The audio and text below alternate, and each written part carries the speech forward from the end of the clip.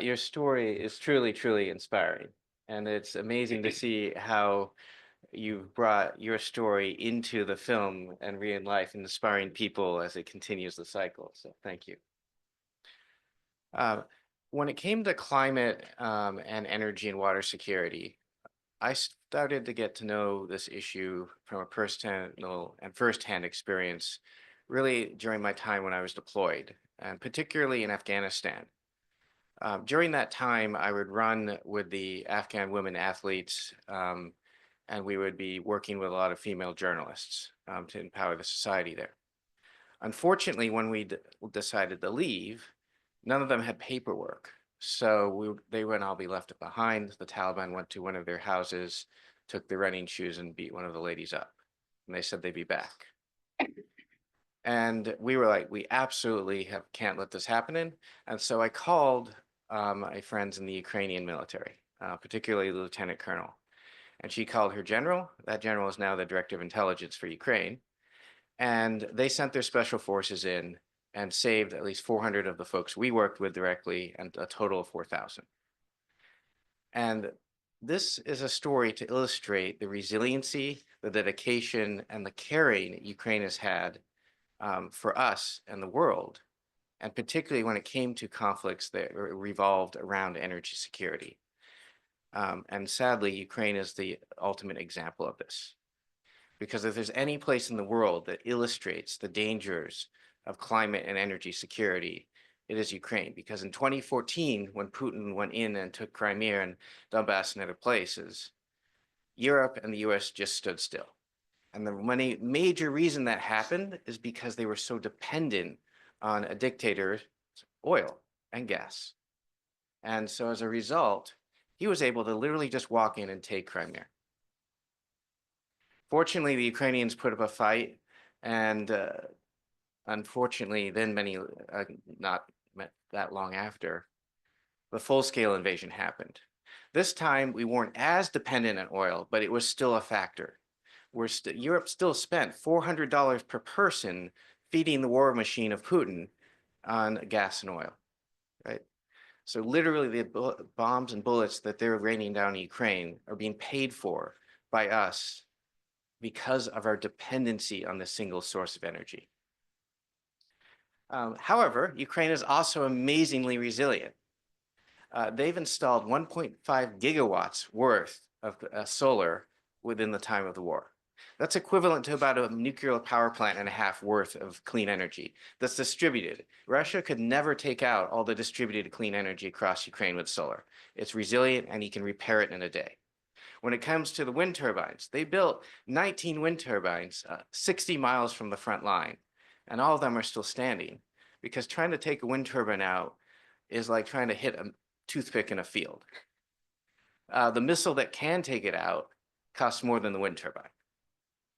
So the distributed microgrids with solar and wind and clean energy are much more resilient, and we are seeing it as a living example in Ukraine. However, the US is still dependent on fossil fuels. And unless we upgrade our refineries to the tune of 150 to $200 billion, we will still be dependent on fossil fuels. We cannot be energy secure as long as we are dependent on fossil fuels.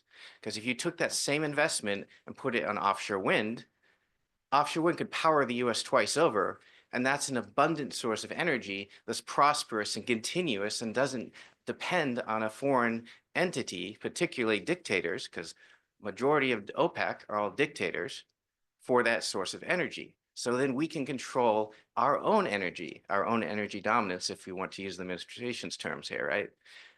Because that's how we do it. We become secure by bringing locally grown energy here. And Ukraine has shown us how to do that, and has shown the world that you can do that even in a combat zone. The other part of this is the Inflation Reduction Act has provided an amazing opportunity for the US to lead the world in this and make the world a more safer place, a more prosperous place, and a healthier place. These tax incentives are making a real difference in communities across the US, right?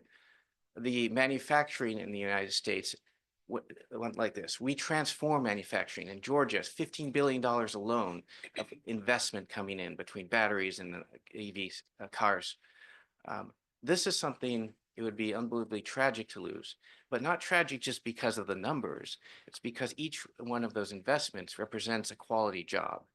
And it also represents to the world that we're becoming more secure and not dependent on foreign energy, which are literally feeding the bombs and bullets into Ukraine and other conflicts around the world. So when we look at what's happening in Congress right now, particularly with the electric vehicle standards, it's a huge step in transitioning the US and the world to fully electric vehicles, which creates the demand signal for the supply chains to keep going and our energy security. Because if we don't have that demand signal, the critical mineral manufacturing, refining, and extraction isn't going to happen in a responsible way. So even that tax credit is directly tied to our national security. Well, the EV tax credit as well as the standards, right? That creates the demand signal to increase it responsibly. Because if we don't, the rest of the world's going to continue on it.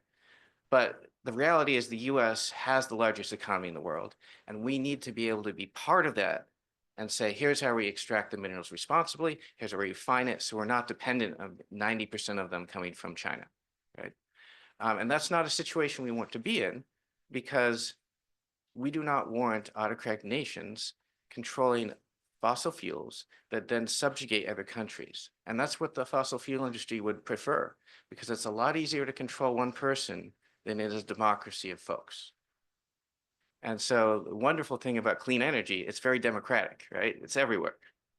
And so what we'd love to do here is encourage Congress to ensure that we keep the clean vehicle standards coming from California.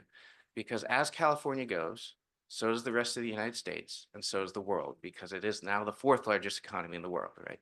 So from an economic perspective, from a health perspective, and a national security perspective, we need to protect the EV standards, we need to protect the IRA tax credits, and we need to protect our people and planet from the dangers of fossil fuels. So.